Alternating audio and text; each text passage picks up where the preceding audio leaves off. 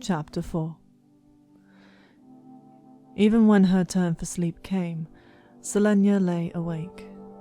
In the hours she'd spent watching over their room, one thing had become increasingly problematic. The slaves.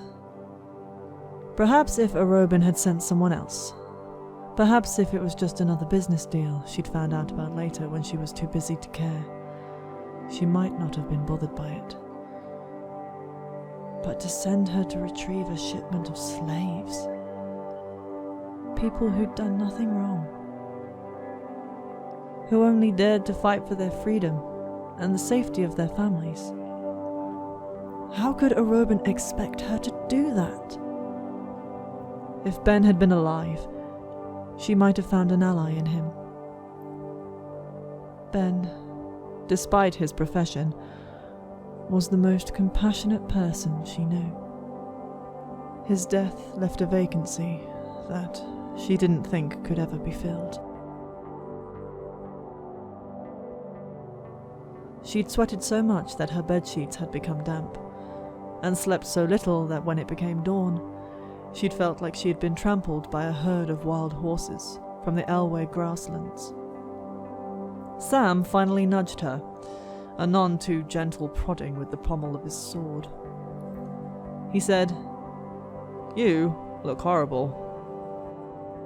Deciding to let that set the tone of their day, Celaena got out of bed and promptly slammed the bathroom door. When she emerged a while later, as fresh as she could get using only a wash basin and her hands, she understood one thing with perfect clarity. There was no way in any realm of hell that she was going to bring those slaves to Rifthold. Rolf could keep all of them for all she cared, but she wouldn't be the one to transport them to the capital city. That meant she had 2 days to figure out how to ruin Arobin and Rolf's deal, and find a way to come out of it alive. She slung her cape over her shoulders, silently bemoaning the fact that the yards of fabric concealed much of her lovely black tunic, especially the delicate gold embroidery. Well, at least her cape was also exquisite, even if it was a bit dirty from so much travelling. "Right, where are we going?" Sam asked. He sat up from where he was lounging on the bed, cleaning his nails with the tip of his dagger. Sam definitely wouldn't help her. She'd have to find a way to get out of this deal on her own. "I have some questions to ask Rolf, alone." As she fastened her mask and strode to the door, "I want breakfast waiting for me when I return."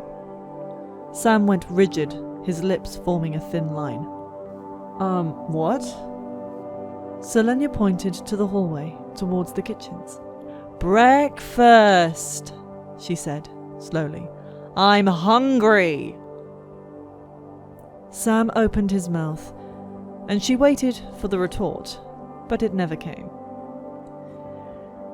He bowed deeply. "As you wish," he said. They swapped particularly vulgar gestures before she stalked down the hallway.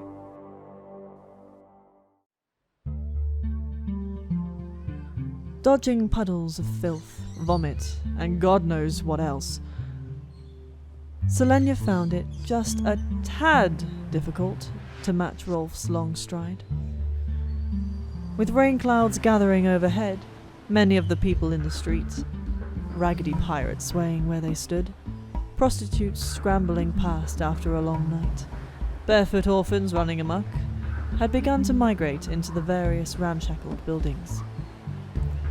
Skal's Bay wasn't a beautiful city, by any definition, and many of the leaning and sagging buildings seemed to have been constructed from little more than wood and nails. Aside from the denizens, the city was mostly famous for Shipbreaker, the giant chain that hung across the mouth of the horseshoe-shaped bay. It had been about for centuries. It was so large that, as its name implied. It could snap the mast of any ship that came up against it. While mostly designed to discourage any attacks, it also kept anyone from sneaking off. And given that the rest of the island was covered with towering mountains, there weren't many other places for a ship to safely dock. So, any ship that wanted to enter or exit the harbour had to wait for it to be lowered under the surface, and be ready to pay a hefty fee. "You've got 3 blocks," he said. "Better make them count." Was he deliberately walking fast? Steadying her raising temper, Celaena focused on the jagged, lush mountains hovering around the city, on the glittering curve of the bay, on the hint of the sweetness in the air. She'd found Rolf just about to leave the tavern to go on a business meeting, and he'd agreed to let her ask the questions as he walked. "When the slaves arrive," she said, trying to sound as inconvenienced as possible, "will I get a chance to inspect them? Or can I trust that you're giving us a good batch?" He shook his head at her impertinence, and Celaena jumped over the outstretched leg of an unconscious, or dead, drunk in her path. "They'll arrive tomorrow afternoon. I was planning to inspect them myself, but if you're so worried about the quality of your wares, I'll allow you to join me. Consider it a privilege." She snorted. "Where? On your ship?" Better to get a good sense of how everything worked, and then build her plan from there. Knowing how things operate might create some ideas for how to make the deal fall apart with as little risk as possible. "I've converted a large stable at the other end of town into a holding facility. I usually examine all the slaves there, but since you're leaving the next morning, I'll examine yours on the ship itself." She clicked her tongue loudly enough for him to hear it. "And how long can I expect this to take?" He raised an eyebrow. "You've better things to do. Just answer the question." Thunder rumbled in the distance. They reached the docks, which were by far the most impressive thing about the town. Ships of all shapes and sizes rocked against the wooden piers, and pirates scurried along the decks, tying down various things before the storm hit. On the horizon, lightning flashed above the lone watchtower perched along the northern entrance of the bay. The watchtower from which Shipbreaker was raised and lowered. In the flash, she could also see 2 catapults atop the tower's landings. If Shipbreaker didn't destroy a boat, then those catapults finished the job. "Don't worry, Mistress Saradothin," Rolf said, striding past the various taverns and inns that lined the docks. They had 2 blocks left. "Your time won't be wasted, though getting through the hundreds of slaves will take a while." 100 slaves on one ship? Where did they all fit? "As long as you don't try to fool me," she snapped, "I'll consider it time well spent." "So you don't find reasons to complain, and I'm sure you'll try your best to do just that.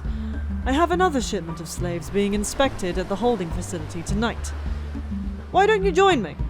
That way you can have something to compare them to tomorrow." That would be perfect, actually. Perhaps she could merely claim the slaves weren't up to par and refuse to do business with him, and then leave. No harm done to either of them. She'd still have to face Sam and then a Robin, but she'd figure them out later. She waved a hand. "Fine, fine. Send someone for me when it's time." The humidity was so thick, she felt as if she was swimming through it. And after Arobin's slaves are inspected, any bit of information could later be of use as a weapon against him. Are they mine to look after on the ship, or will your men be watching them for me? Your pirates may very well think they're free to take whatever slave they wish. Rolf clenched the hilt of his sword. It glinted in the muted light, and she admired the intricate pommel, shaped like a sea dragon's head. If I give the order that no one is to touch your slaves, then no one will touch them, Rolf said through his teeth. His annoyance was an unexpected delight. However, I'll arrange to have a few guards on the ship, if it'll make you sleep easier.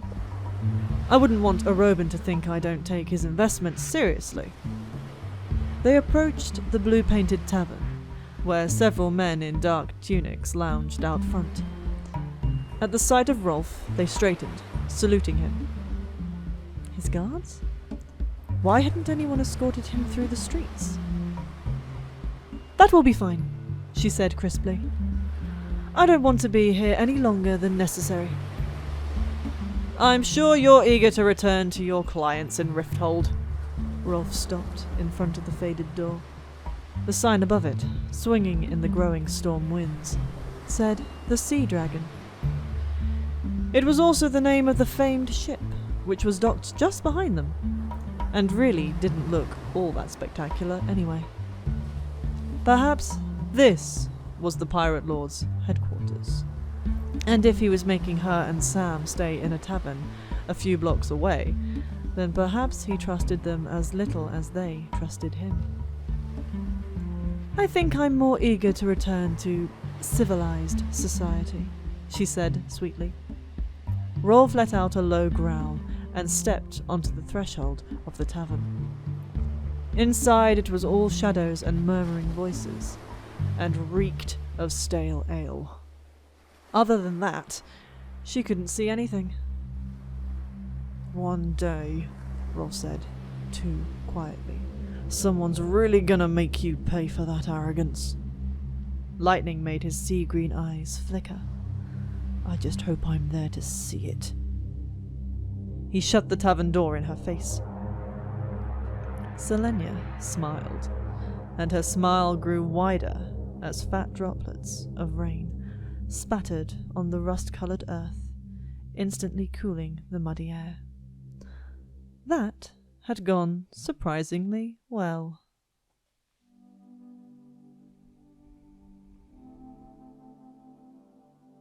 Is it poisoned?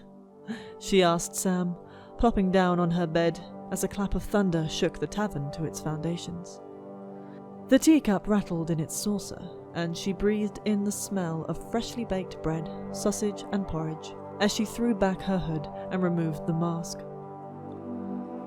By them or me? Sam was sitting on the floor, his back against the bed. Celaena sniffed all her food. Do I detect belladonna? Sam gave her a flat stare, and Celaena smirked as she tore a bite from the bread. They sat in silence for a few minutes. The only sounds were that of her utensils scraping the chipped plate, the drumming of the rain on the roof, and the occasional groan of a thunderhead breaking. So, Sam said, are you going to tell me what you're planning, or should I warn Rolf to expect the worst? She sipped daintily at her tea. I don't have the faintest idea what you're talking about, Sam Cortland.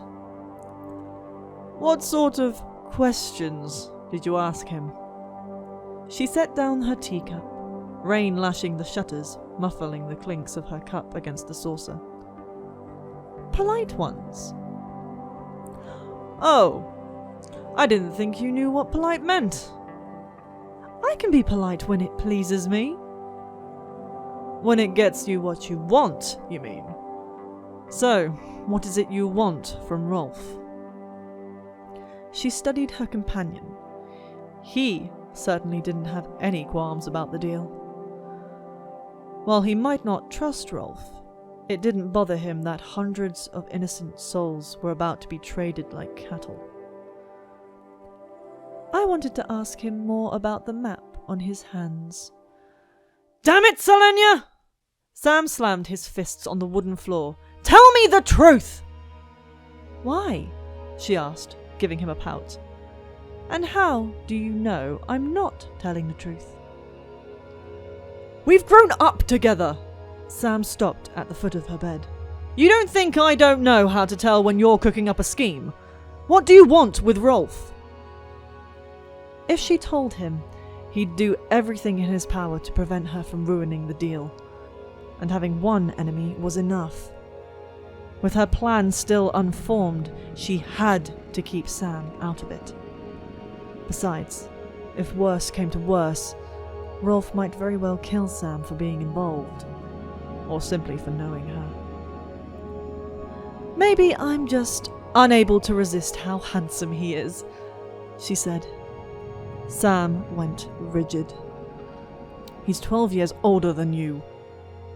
So? He didn't think she was serious, did he? He gave her a look so scathing it could have turned her to ash and stalked to the window, ripping his cloak down from the shutters. What are you doing? He flung open the window shutters to reveal the sky full of rain and forked lightning. I'm sick of suffocating, and if you're interested in Rolf, he's bound to find out what you look like at some point, isn't he? So why bother slow roasting to death? Shut the window! He only crossed his arms. Shut it! She growled. When he made no move to close the window, she jumped to her feet, unsetting the tray of food on her mattress and shoving him aside, hard enough for him to take a step back. Keeping her head down, she shut the windows and the shutters and threw his cape over the whole thing. Idiot! She seethed. What's got into you?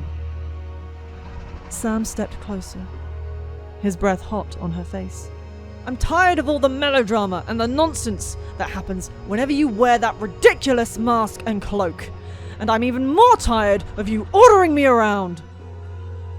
So that's what this was about. Get used to it.